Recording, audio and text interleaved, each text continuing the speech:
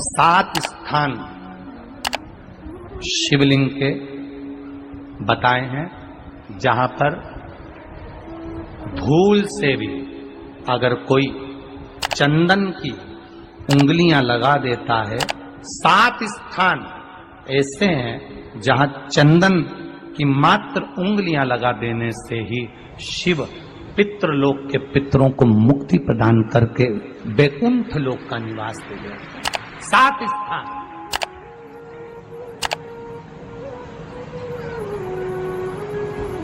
और वो 7 स्थान जो चंदन के बताए गए हैं, पहला भगवान देवाधिदेव महादेव के शिवलिंग पर चंदन का लेपन। समझ लेना जरा बहुत अच्छे से। आपको लगता है स्वप्न में कोई मुर्दे दिख रहे हैं या कोई जल रहा है या कोई मर रहा है या कोई चला गया है, ऐसा भय लगता है। बच्चों को मानी भेजूंगी ऐसा हो जाएगा, पति को मानी भेजूंगी ऐसा हो जाएगा, कोई हमारे कोई गलत तो नहीं कर रहा है, आपको लगता है। 7 स्थान चंदन के बताएं महाराज। पहला शिवलिंग, दूसरा जहां गणेश जी का स्थान है, मालूम है ना सबको? जम के बोलो जरा, मालूम है ना सबको? जहां गणेश जी का स्थान है वहां अलग से गणेश जी बैठे, वहां नहीं। शिवलिंग में जलाधारी के ठीक सामने राइट में गणेश, लेफ्ट में कार्तिकेय, बीच में अशोक सुंदरी। तो पहला चंदन बाबा के शिवलिंग पर, दूसरा गणेश जी पर चंदन की उंगली, तीसरा षडानंद कार्तिकेय पर चंदन की उंगली, चौथा अशोक सुंदरी पर चंदन की उंगली, पांचवा जलाधारी पर चंदन की उंगली, छठा जो शिवलिंग का जल बह रहा है इसके ठीक विपरीत की ओर चंदन की उंगली, और 7वां चंदन नंदी के मस्तक के ऊपर जो 2 सींग लगे रहते हैं उस पर चंदन की उंगली। ये कब लगाई जाती है? या तो अमावस्या के दिन। आपको लगता है कि हमारे पूर्वजों का उद्धार नहीं हुआ, हमारे पूर्वजों का कल्याण नहीं हुआ, कहीं अधोगति में कोई चला गया है, उसका बस एक बार, रोज नहीं जरूरत है, प्रतिदिन जरूरत ही नहीं, महीने में एक बार अगर अमावस्या के दिन भी आपने चंदन के थोड़ा सा चंदन अगर मेरे देवाधिदेव महादेव को 7 स्थान पर समर्पित किया है। अशोक यहाँ पर वर्णन कर रही है, मैना, धन्य और कला की कथा कह रही है। तीनों ने सनकादि ऋषियों से मांगा। चंदन भगवान को अति प्रिय होता है और चंदन ही एक ऐसा होता है जो पितरों को भी प्रिय होता है, जिसका स्पर्श मात्र लगने से पूर्वजों का कल्याण हो जाता है, वो चंदन। अमावस्या के दिन जो नदी, तालाब, बावड़ी, कुआं किसी भी एक जगह पर अपने पूर्वजों का नाम लेकर शाम के समय पर दिया लगाएगा, ये मेरा विश्वास रहता है, उसके लिए कुबेर भंडारी भंडार जरूर बनेगा, पितृ भंडार जरूर बनेगा। अवश्य तुलसी की लकड़ी पानी में घुमाकर, लकड़ी नहीं हो तो माला तो होगी ही, जल में भ्रमण कराकर, जल में घुमाकर, तुलसी की लकड़ी को जल में डालकर स्नान जो करता है, मात्र घुमाना है, लकड़ी डालकर नहीं रखना है, घुमाकर अपने पूजन वाले स्थान पर रख लो, या पानी में पहले से घुमा लो, उस पानी को ले जाकर डाल दो। अमावस्या जो जीव करता है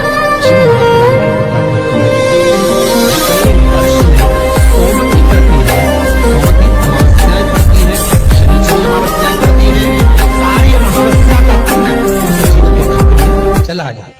तो अच्छे से ध्यान रखिएगा, आप ब्राह्मण को भोजन कराएं ना कराएं, आपने धूप छोड़ी ना छोड़ी वो पता नहीं, गाय को रोटी दी ना दी, स्वान को भोजन दिया ना दिया, कौवे को भोजन दिया ना दिया, चलेगा।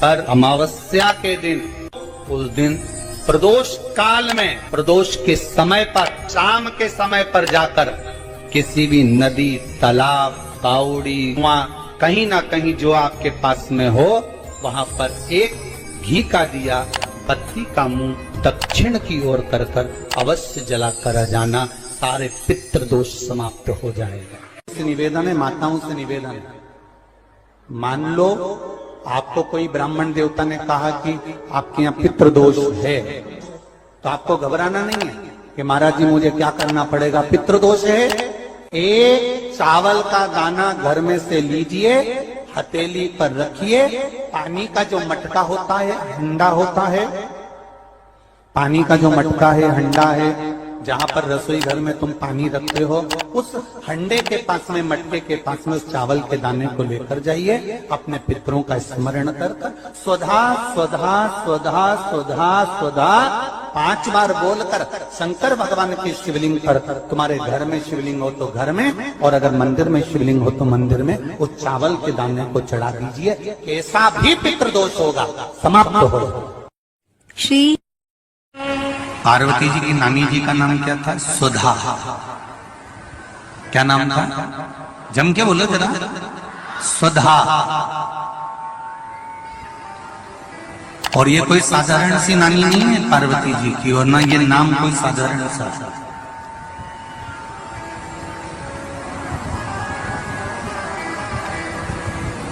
ये वो सुधा है जो पितरों की धर्म पत्नी है, और पितरों की धर्म पत्नी है। अगर घर में, और तुम्हें लग रहा है कि मैं 1 रुपए कमा रहा हूं, 100 रुपए खर्चा हो रहा है, या फिर घर में क्लेश बना हुआ है, या घर में बीमारियां बढ़ी हुई है, तो एक काम करना प्रारंभ कर दो। शिव जी के मंदिर में एकादशी के दिन जब आप जल शंकर को चढ़ाने तो रोज ही जाते हैं, जब एकादशी का दिन रहे और शंकर जी के मंदिर में आप जल समर्पित करें, तो 3 बार मुख से स्वधा स्वधा स्वधा या स्वधा स्तोत्र का पाठ, जिसमें 12 श्लोक ब्रह्म वैवर्त पुराण के अंतर्गत प्रकृति खंड में ब्रह्मा जी द्वारा स्वधा स्तोत्र के पाठ का महत्व बताया। कोई कहे कि सियोर वाले महाराज ने ये स्वधा स्वधा स्वधा मंत्र कहां से दिया, तो आप उसको बता देना। ब्रह्म वैवर्त पुराण के प्रकृति खंड में से ब्रह्मा जी ने इस स्वधा स्तोत्र पाठ को प्रकट करा और स्वधा के मूल मंत्र का स्मरण कराया। इसमें 12 श्लोक हैं स्वधा स्तोत्र में। अगर स्वधा स्तोत्र नहीं पढ़ सकते तो 3 बार मुख से क्या बोलना है? जम के बोलो जरा। स्वधा स्वधा स्वधा।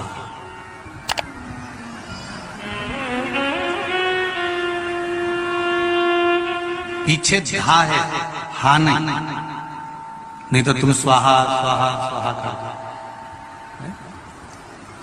पीछे क्या है? धा, धनुष वाला। फिर से एक बार बोलिए 3 बार। स्वधा स्वधा स्वधा। और एक बात और ध्यान दीजिएगा,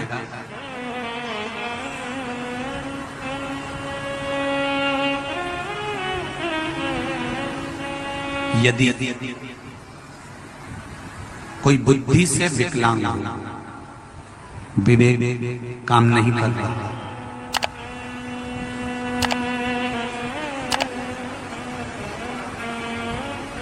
अगर विवेक काम नहीं कर रहा हो, माइंड से कोई कमजोर हो, तो जब स्वधा के नाम से आप शंकर भगवान को जल समर्पित करें, स्वधा स्वधा कहकर उस जल को समर्पित करें, तो पितरों का स्मरण कर कर वही स्वधा को समर्पित किया गया जल, जिसको विवेक की तकलीफ होती है, बुद्धि की तकलीफ होती है, अपने पितरों का, अपने पूर्वजों का स्मरण कर कर उस जल को उस विवेकहीन व्यक्ति के दोनों भुकुटियों के पास में लगा देना चाहिए। थोड़ा सा एकादशी के दिन अगर जल चढ़ाने जाओ तो 3 बार मुख से बोलिएगा। फिर से बोलो एक बार। स्वधा स्वधा स्वधा।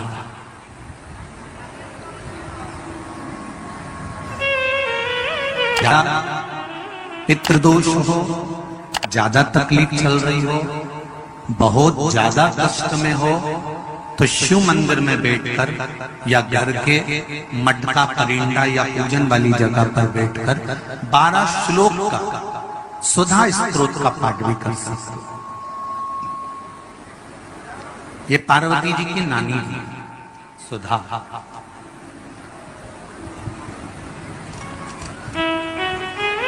जो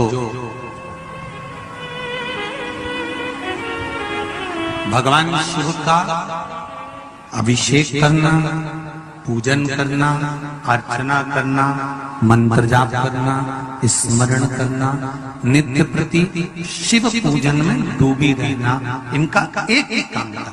थी पितरों की पत्नी,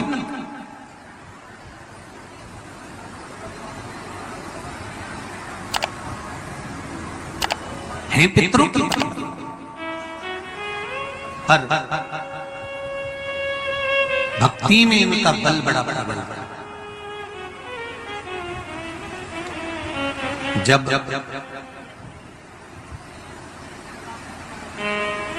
मैनावती के गर्भ से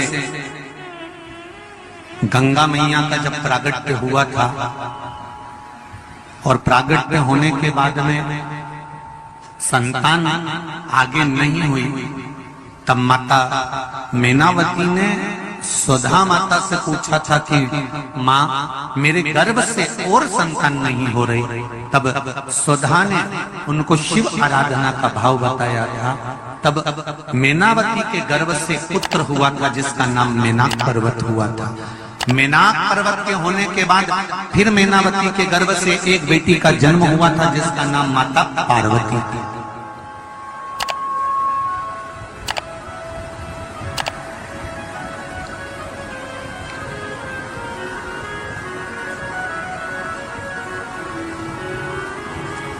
तब उनका नाम माता पार्वती। और माता पार्वती की तब साधना का बल इतना प्रबल था, इतना बल प्रबल था। माता पार्वती जी ने अपनी नानी से जो सीखा था, सुधा माता से जो सीखा था, शिव आराधना का जो भाव माता पार्वती सीख कर बैठी थी, वो माता पार्वती जी ने शंकर की इतनी आराधना करी कि देवाधिदेव महादेव के साथ में माता पार्वती जी का मंगल विवाह हुआ। ये सुधा से सीखा था। हमारे घर के बच्चों को कोई दूसरा सिखाने वाला नहीं मिलेगा। हमारे घर के बच्चों को हमें सिखाना पड़ेगा। सारी दुनिया की गतिविधि तुम्हारे बच्चों को दुनिया सिखा देगी, पर हमारे कुल का, हमारे घर का, हमारे सनातन धर्म का संस्कार हमारे बच्चों को कोई दूसरा नहीं सिखाएगा। सिखाना घर के माता पिता को पड़ेगा, कोई दूसरा नहीं सिखाने वाला। आपके बच्चे को मोबाइल चलाना किसने सिखाया? तुमने सिखाया क्या? अरे जम के तो बोलो री जी। आप अपने बच्चों को कभी मोबाइल चलाना नहीं सिखाओगे, फिर भी बच्चा मोबाइल चलाना सीख जाएगा। जितना तो तुमको नहीं आता उससे जोरदार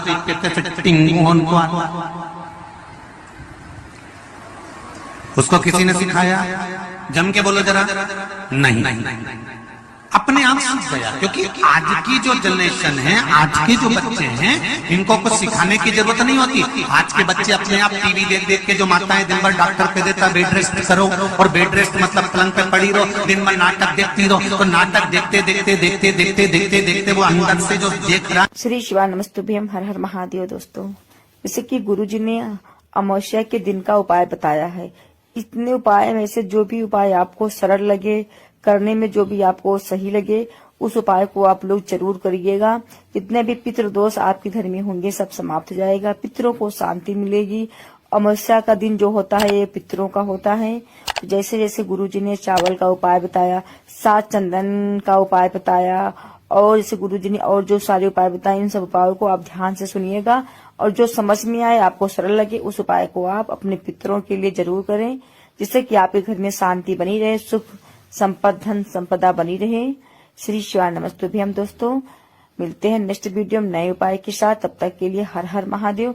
अगर आपको शिव महापुराण से जुड़ी जानकारी आपको चाहिए, या आपको जो भी उपाय करना है, आप हमारे चैनल को सब्सक्राइब करें, जिससे कि जो भी हम वीडियो या उपाय डालें आप तक जल्दी से पहुंच सके और उपाय को आप कर सकें।